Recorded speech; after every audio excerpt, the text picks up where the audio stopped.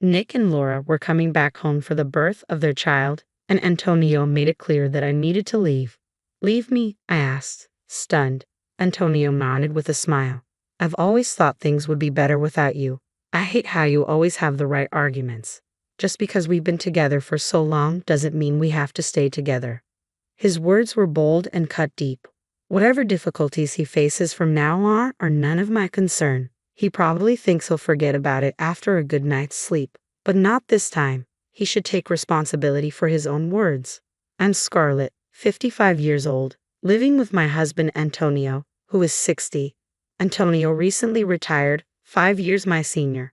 Maybe I'll spend my time enjoying my fishing hobby now, he said, sounding happy. Meanwhile, I run a small but profitable apparel company which allows us to live in a high-rent condominium. Initially, Antonio was supportive, but after his retirement, he changed. His daily routine shifted drastically. Always at home, he spent many days without plans, leading to a lax lifestyle. Staying up late watching TV or sleeping past noon became the norm. I suggested, shouldn't you keep a regular schedule, especially at your age? But Antonio was unconcerned. I've worked hard all my life. Let me be, don't tell me what to do, he retorted. Another issue was Antonio's boredom. He had few friends and his only hobby was fishing alone. He seemed increasingly idle after retiring and began nitpicking at my housekeeping. Frankly, I'm not great at domestic chores. Busy with work, I rely heavily on the latest home appliances, a cleaning robot and electric cookers. Antonio didn't like that. Robots can't clean every nook and cranny. Doing it by hand is more thorough, he insisted.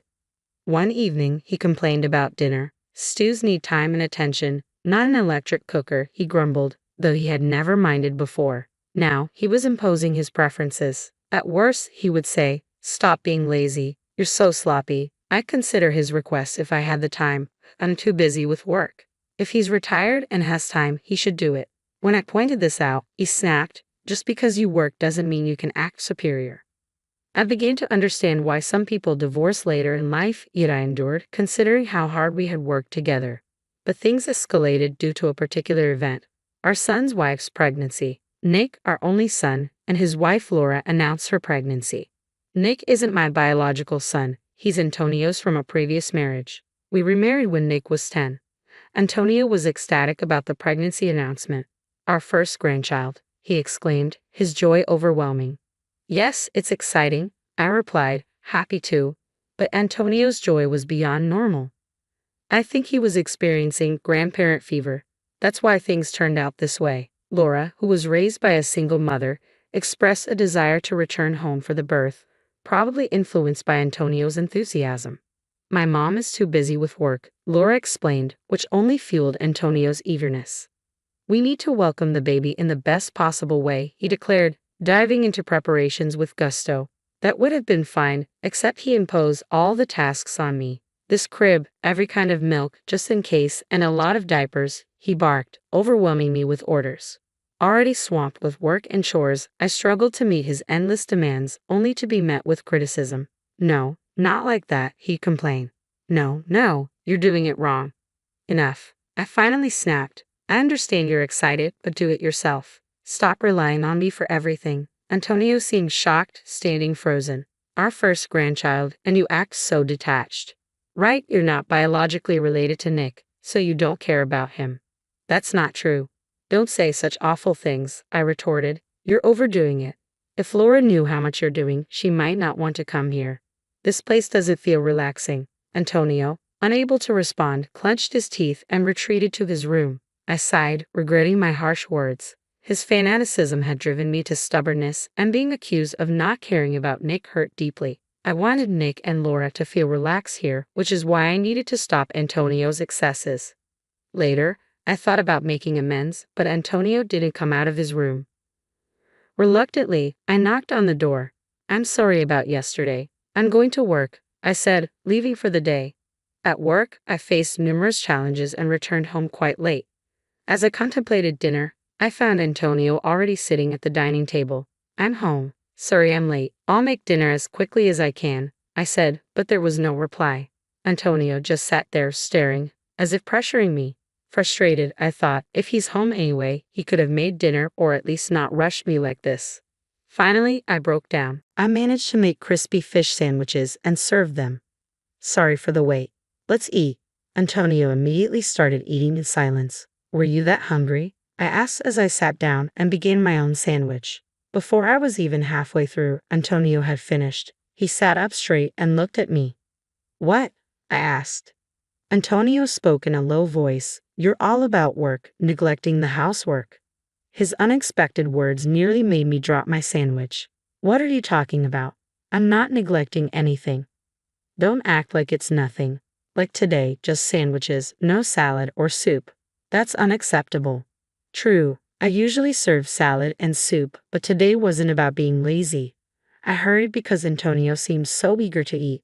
I explained, but Antonio wasn't convinced.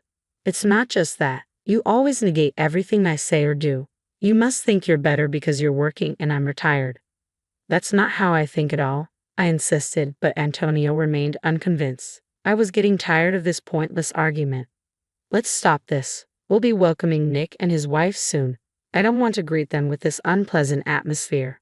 At this, Antonio sneered sarcastically. All right, I've been thinking the same. So I found a good solution. A good solution. I tilted my head, puzzled. Antonio declared loudly, Nick and Laura are coming back for the birth, so you should leave. What?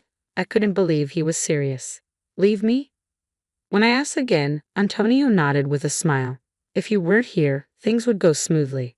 I've always thought so. I hate people like you who always argue with logic. There are plenty of other women. I was shocked. After decades of marriage, hearing such words was devastating. Antonio, carried away, continued to vent his grievances. You lack respect for me, your husband, always complaining, never just listening. Complaining? I respect your requests as much as I can. It's you who makes unreasonable demands. Oh, shut up. I hate your bossy tone. Just leave. I don't even want to see your face. Antonio slammed the table. It was futile to say more. Understood, I said and returned to my room. The next morning, I packed my things and left. I called the moving company immediately after being treated like that. I wasn't going to stay. Fortunately, it wasn't moving season, and I easily scheduled an estimate. I hoped to finish everything while Antonio was out, but he was almost always home. I was worried, but then it seemed like fate intervened. I'm going out tomorrow for a bit, Antonio said. He was the type to forget things overnight, so he spoke to me quite normally. Apparently, he had been invited by his fishing buddies for an overnight trip. This was my chance. There was a slightly awkward atmosphere. Maybe even Antonio felt that what he said yesterday was too much. Still, there was no apology from him. He might have been hoping to act as if yesterday's words never happened. He's always been like that. Until now, I've been the bigger person, letting things go, but I couldn't just ignore what he said this time. The moving estimate came quickly. I planned to take all the furniture and appliances, but there was less than I thought. The problem was finding a place to move to, but that was easily solved. Someone I knew through work offered to lend me a place, a brand new one, no less. Are you sure? I asked again, and they said, Scarlett, you've been so helpful. So, I accepted the offer and immediately went to see the property. It was more than sufficient, with no issues. I moved everything out while Antonio was away. His harsh words left me without regrets. Perhaps deep down, I had grown tired of life with Antonio. The night after I moved, Antonio called. Here it comes, I thought, and answered the phone. Hello. Hey, Scarlett, what's going on? Antonio sounded panicked even over the phone. I almost laughed but responded calmly. What do you mean? My house? It's empty. What's happening? Well, you told me to leave, so I did just that. I took everything from the latest appliances to my favorite dining table. But I only told you to leave. It's crazy to take everything from someone's house. Leaving them would be crazy. I bought all that with my own money. You never contributed, saying you didn't need them. I reminded him. Antonio fell silent, then grudgingly said, Fine, Nick and his family are coming tomorrow. Furniture doesn't matter. He'd be surprised to see the place now. Good, then it's perfect timing. Say hi to Nick for me. There was no point in further conversation, so I quickly ended the call. There was another significant matter, but I didn't mention it since Antonio seemed unaware. The next day, Nick called. We'll be there soon. Didn't Antonio tell you I moved out? Really? Nick sounded surprised but didn't press further. In fact, I sensed more relief than shock in his voice. Cool. Mom's not there. We can do whatever we want then. You're not coming back, right? That's right. I always sensed Nick found me bothersome. He seemed displeased that I didn't pamper him like a biological mother might. You're not as kind as other women, he once said as a child. I thought I was raising him with love so he wouldn't struggle later in life. Well, it's easier for both of us. Laura was uncomfortable too, so see you. That was like his father, always adding one extra unnecessary comment. I pondered this after hanging up.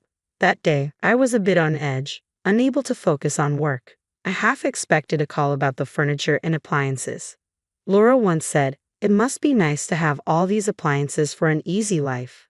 I secretly thought their visit was to take advantage of that, but contrary to my expectations, no call came that day. Finally, at the end of the month, Antonio called. "Ah, Scarlett." His voice lacked confidence, making his intention clear, but I played ignorant. "Yes? It's about the rent." "Yes, what about it?" He struggled to say it, but he wanted to talk about the rent. Antonio and I used to pay $1,700 for the condo rent together, but now he was on his own. I was the one who paid all the rent. There was no way Antonio, with his retirement, could afford it. He might manage for a while with his retirement fund, but it would eventually run out. When he called, he hesitated to speak his mind. I had to prompt him. "You're not expecting me to pay the rent for a condo I don't even live in, are you?" No, that's not. You were the one who insisted I leave, right? And now you're coming back to me."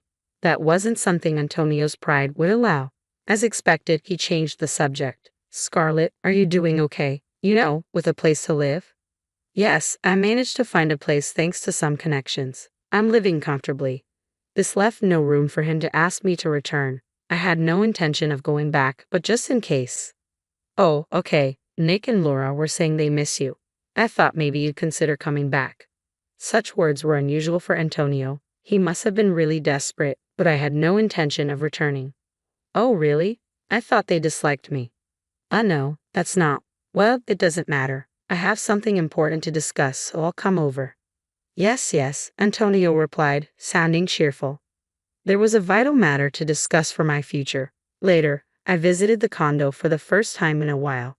"Long time no see," Antonio greeted, dressed up unnecessarily. No matter how much he dressed up, it was pointless. I walked down the hall into the living room where Nick and Laura were sitting.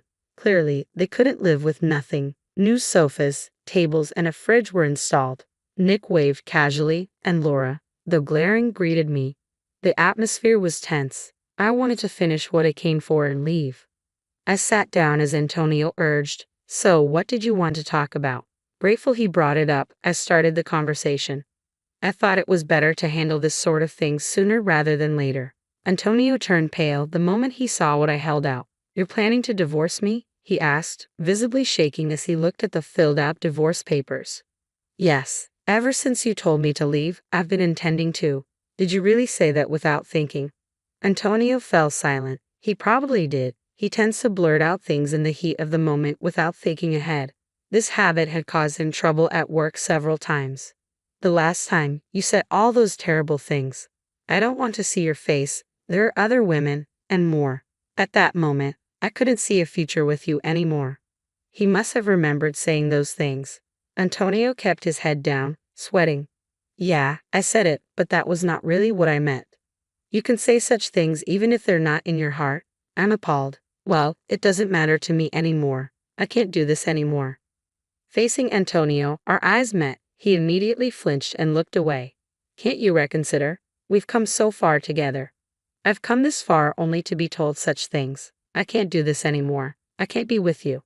As I firmly stated this, Antonio let out a long sigh. The room was enveloped in a painfully awkward silence, broken surprisingly by Laura. "Excuse me, I'm the one who's been most inconvenienced here." I turned to Laura, tilting my head, and she glared at me with eyes full of resentment. "What do you mean?" "I thought this place would be perfect with Scarlett around, clean and full of the latest appliances. I came here expecting to be pampered, but instead, I'm caught up in this marital mess. It's a huge nuisance." Laura sighed even louder than Antonio had earlier. She was angry with me for not meeting her expectations of a princess-like pampering. "That is a huge misunderstanding. If you're unhappy, you could go back to your own home or anywhere else. But you chose to stay here. When I said this, Laura's face turned red with anger.